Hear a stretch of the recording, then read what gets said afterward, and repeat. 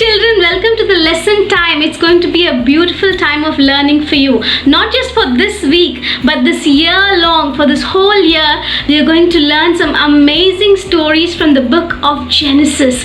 There are some amazing people in the book of Genesis like Abraham, Jacob, Joseph, and many more people who will teach us some valuable lessons and tips to live a godly life. So stay tuned every Sunday. Hi everyone, how are you? Hope you are doing good. I'm very happy to see you all in the day 17 of our online Sunday school program. The topic for today is Isaac is born. The scripture portion is taken from Genesis chapter 21 and verses from 1 to 21. Let's learn the memory verse for today. It is taken from Genesis chapter 21 verse 1, the second half. The Lord did for Sarah what he had promised. Shall we tell it once again? Genesis chapter 21 and verse 1, the second half. The Lord did for Sarah what he had promised. Okay children, in the last classes we saw that the Lord God visited Abraham and he promised that they would get a child. As the Lord had promised, Sarah conceived and gave birth to a boy when Abraham was 100 years old. Just as the Lord had promised, the Lord God visited Sarah at the appointed time and Sarah conceived and she gave birth to a son. Sarah was very happy when she gave birth to a son in her old age. Abraham was 100 years old when Isaac was born and Sarah was 90 years old when Isaac was born. Do you think it is easy thing for an old woman to give birth? No, it all happened by the grace of our Lord God.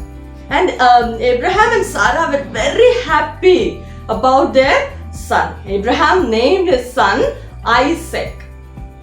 The day when his son Isaac started to eat solid food. Okay, small babies eat. What is the food for small babies?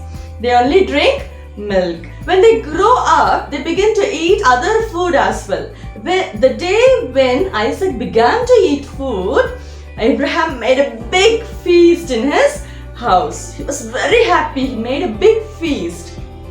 But during that day, Sarah saw that Ishmael, who is Ishmael? The son of Hagar, right? So Ishmael making fun or teasing his brother Isaac. On seeing that, Sarah became very angry. We already saw that earlier, that when Hagar saw that she became pregnant, she became very proud. And Sarah did not like her anymore. Just like that, now when she saw that Ishmael is making fun of her own child Isaac, Sarah became very angry. She was not happy. She went and told her husband Abraham, send away your servant maid Hagar and her son Ishmael with them. So they will not inherit your property with my son Isaac. Send them away from the house. Then they should not be in the house. This is what Sarah told Abraham. On hearing that, Abraham was not happy because Ishmael was his son. At what age what was the age of Abraham? Do you remember when Ishmael was born? Abraham was 86 years old and now he is 100 years old. So probably Ishmael would have been around 14 years of age. He should be a teenager now. So Abraham loved his son Ishmael. Anyhow, he's his son, right? So Abraham loved his son, and he was not happy when he heard Sarah tell him that he should send them away. But the Lord God spoke to Abraham and said, "Do as what Sarah tells you to do. Send them away. Isaac will be your descendant, and I will make a great nation out of Isaac. Ishmael also is your son, so I will not leave him alone. I will make him also a great nation." So the Lord told Abraham to do what Sarah tells him to do. So the next morning, Abraham, when he woke up, he sent Hagar and his son Ishmael away from them. He gave them food and water to drink and sent them away. So Hagar and Ishmael went away from them, and they wandered in the wilderness of Beersheba. When they were wandering in the desert, they used up all the water they had brought and the food they had brought. When the water was completely used up and there was no water, they could not live in the desert. So how do desert look like? How is desert? What is desert? Desert, will it be will there be fountains and green environment there, or will it be like it will be just a sand, like it will be sand and a dry place, right? Desert is a dry place. So there they couldn't find water, and they were like they traveled, they walked for a long distance, and they were thirsty and hungry. So Hagar could not walk anymore, and her son Ishmael became very tired. When they could not continue anymore, Hagar just left his son under a bush. She put her son under a bush and she went away far from him. Okay, and she sat in a place and she cried, "Oh God, I cannot see my son dying. So there is no water for us and no food for us in the desert and no one to help us, and we are going to die. I cannot see my son dying." So she just came away from her son, and she was crying. At that time, when she was worried, an angel of the Lord called her from heaven. He called Hagar and told, "What is your problem? Why are you crying?" So, and the angel told Hagar, "Don't worry. Get up, take hold of your son's hand. The Lord will bless him and make him a big nation." Okay, so don't be worried. Okay, God is there to take care. Don't worry, He's going to make your son into a great nation. So on hearing that, Hagar was strengthened, and the Lord God opened her eyes to see a well. After that, she saw a well near her, and she was very happy. On seeing the well, she went and she filled her bag with water. She filled her bag with water.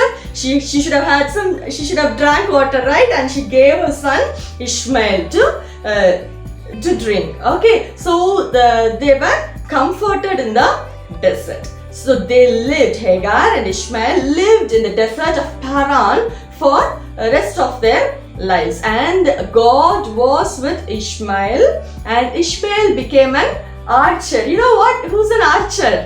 Yeah, who's well versed in bow and arrow. So probably he should be a hunter.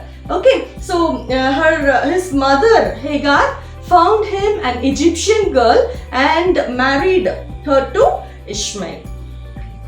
Okay, so this is the lesson that we learned today. From this lesson, children, we again learn two things. One thing is God keeps His promise. God keeps His promise. See, God promised Abraham and Sarah that they would have a son. But it took almost 25 years for the promise to be fulfilled. Even though it took, God did keep his promise and gave them a child. Similarly, in our life, if God had made some promise, he will definitely fulfill that promise. We must wait on Lord and not doubt, and do not doubt in the promise that the Lord God had made for us. The another thing that we learn is God cares for us. So if you see Hagar and Ishmael, so they were wandering in the desert thinking nobody cares for me. Who is there to care for me, and how will I live in the desert? But the angel of the Lord called Hagar from heaven and he comforted Hagar. And the Lord was with Ishmael, and Ishmael too became a great nation. So similarly, God loves us. God loves each one of us and he cares for us. Our needs, even though our parents or our relatives, our friends, our teachers do not know what we need, our Lord God knows what is our need and he will take care of it. The thing is, we should take everything to the Lord in prayer. We should not doubt him again, and we should always rely on his promise. Let's pray. Our loving Heavenly Father, we thank you for giving us this wonderful opportunity to learn that you are a promise-keeping God. Help us always to rely on you and love you always. Lord Jesus, help us to remember that you care for us. Similarly, help us to care for others. In Jesus' name we pray. Amen. Children, it's time for activity. The link to the worksheet is given in the description below. Kindly click on the link and do the activity and send it back to us at thewaybibleschool@gmail.com. I'll read out the questions for you. The first thing is, there are 6 questions that you must answer. First question, how old was Abraham when his baby was born? How old was Sarah when the baby was born? Third one, what did Abraham name his baby? Fourth one, how long did Abraham and Sarah wait for Isaac? Fifth one, what did Sarah do to Hagar and Ishmael? Sixth one, who spoke to Hagar in the desert? Next, there is a picture for you to color. So there is a picture of Isaac being born and Sarah and Abraham are holding their child. Okay, you can color that picture. The next one is, God always keeps his promises.